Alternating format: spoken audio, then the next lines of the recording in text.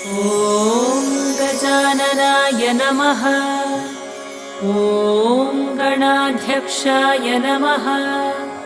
ॐ विघ्नराजाय नमः। ॐ विनायकाय नमः। ॐ द्वैमातुराय नमः। ॐ सुमुखाय नमः। ॐ प्रमुखाय नमः। ॐ सन्मुखाय नमः। ॐ कृतिने नमः। ॐ ज्ञानदीपाय नमः। ॐ सुखनिधये नमः। ॐ सुराध्यक्षाय नमः। ॐ सुरारिभिरे नमः। ॐ महागणपतये नमः।